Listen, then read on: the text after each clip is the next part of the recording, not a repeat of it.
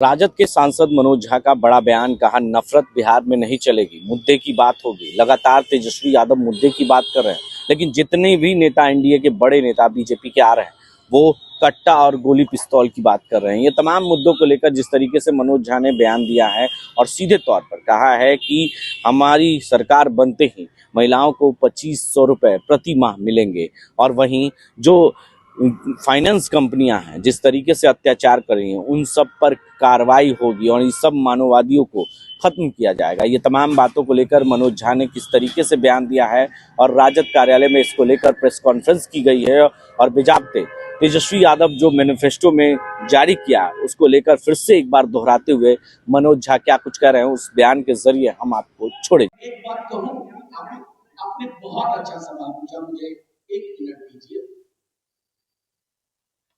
मैंने कई प्रधानमंत्रियों को पढ़ा है जो पहले थे, जब जन्म नहीं हुआ उसके बाद पढ़ा देखा।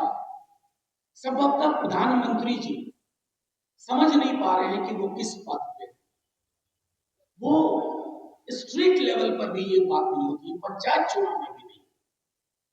और मेरा एक मनोविज्ञान में एक प्रणाली है कि जाके रहे भावना जैसे, जो जैसा सोचता, कट्टा, कटुता, कालिक, क्रूरता, जिनके अंदर ये स्वाभाविक गुण होते हैं वो या अवगुण होते हैं, वो ये गुण या अवगुण दूसरों में ढूंढता है।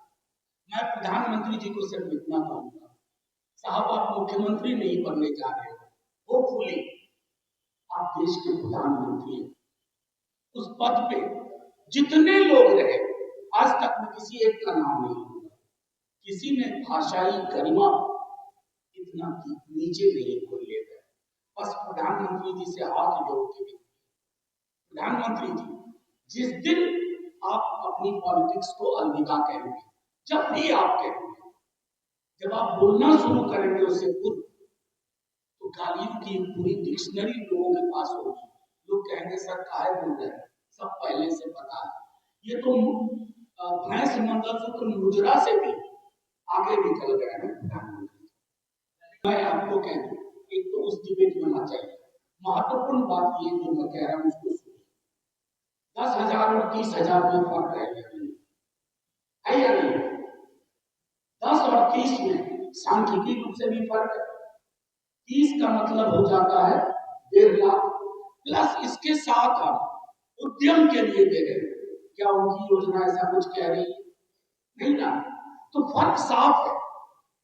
उनकी योजना ऐसा कुछ नहीं कर रहे और हम एक खाके के साथ आ रहे हैं। ये फर्क बिहार की जनता समझ रही है, जीविका दीदियां समझ रही है, और संभवतः 14 नवंबर को यानी बाल दिवस के दिन बच्चा बच्चा भी समझेगा। अमित शाह जी से क्या कहूं, वो तो मणिपुर के हीरो है ना।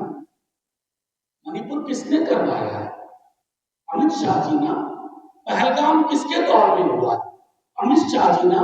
कह दूं, मैं भी कहूं उन्हीं की भाषा में कि वो गृह विभाग नहीं संभाल रहे हैं, आतंक प्रमोशन विभाग संभाल रहे हैं। कहूं एक चीज होती है बजट को, नहीं आप मेरी बात सवाल मुझसे पूछा तो मुझे जवाब देने दीजिए। बजट थोड़ी बहुत मेरी समझ है, पढ़ाता भी हूं तो थोड़ी बहुत समझ है। बजट को रिफ्रेम करना, ऑल्टरनेटिव रेवेन्यू सोर्स तलाशना, ये बजटरी प्रोसेस का इंटीग्रल पार्ट होता है। आज तक बिहार में बजट को रीड्रॉ, रीमैप, रीइंविजन नहीं किया गया है। वो सारी कोशिशें हम करेंगे, और अगर ना कर पाए आप फिर भी होंगी, मैं भी होऊंगा, सवाल पूछिएगा कि आपने झूठ किया। बिहार बहुत आगे जाएगा, इतना आगे जाएगा ना कि जब अगली बार आप आएंगे आप कहेंगे wow, this is the Bihar I didn't know. ये होगा फर्क। बिहार को मैंने कहा ना, टाइम मशीन में बंद करके सिर्फ ट्रेन में चुप चुप करके सूरत वडोदरा में नौकरी नहीं करना, मजदूरी नहीं करना, उसको यहाँ गुजरात चाहिए, और ये पूरी प्रक्रिया उसी दिशा में जाए। इतनी सारी बात कह करके आप मुझसे पूछ रहे हैं, वो कहते हैं ना कि वो बात जिसका पूरे फसाने में जिक्र नहीं हुआ, वही बात उनको नागवार होती है।